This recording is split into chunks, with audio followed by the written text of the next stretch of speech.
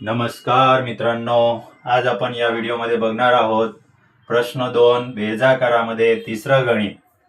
आपलं हे कंटिन्यू तिसरं गणित आहे ज्यामध्ये आपण n शोधत आलो आहोत आणि त्यानंतर n पदांची बेरीज शोधत आलो आहोत।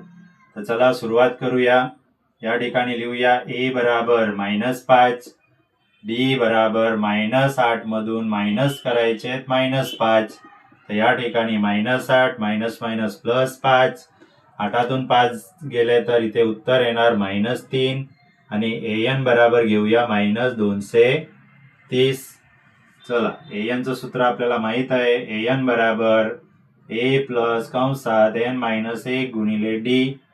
an च्या जागी आपण लिहूया -230, a च्या जागी लिहूया -5, n आपल्याला शोधायचं आहे आणि d ची किंमत लिहूया -3।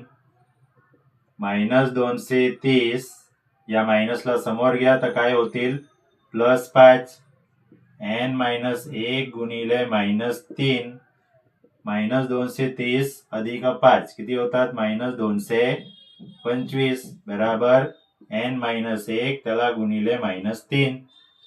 या -3 ला आपण कुठे घेऊया छेदामध्ये बराबर n-1 मायनस मायनस प्लस 3 साथे 21, 1 उरला 3 पाचे 15।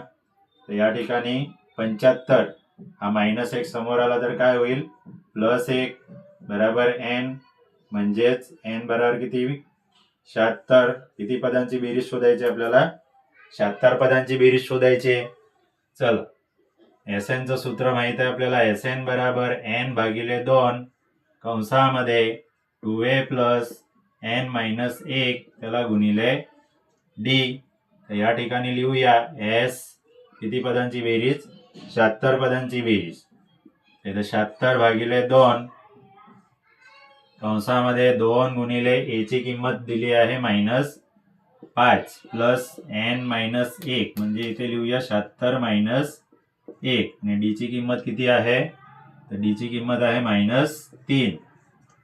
76 ला 2 ने भाग जातो तर 2 त्रिक 6, 2 आठी 16, 2 पंचे -10 प्लस 75 गुणिले -3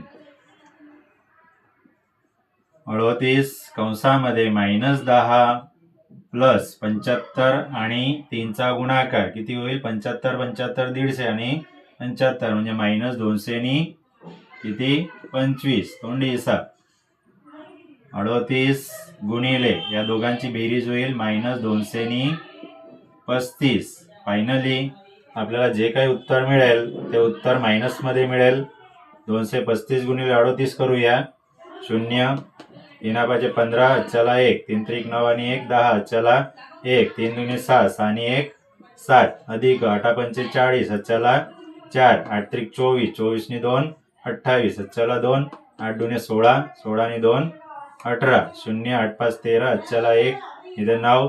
फायनली उत्तर मिळेल -8930। मित्रांनो, जर तुम्हाला माझा हा व्हिडिओ आवडला असेल तर आपल्या मित्रांपर्यंत जेवढं होईल तेवढं शेअर करा जेणेकरून त्यांनाही मराठी भाषेमध्ये गणित शिकण्याचा लाभ मिळेल। पुन्हा भेटूया पुढच्या व्हिडिओमध्ये। तोपर्यंत सगळ्यांना माझ्याकडून बाय बाय।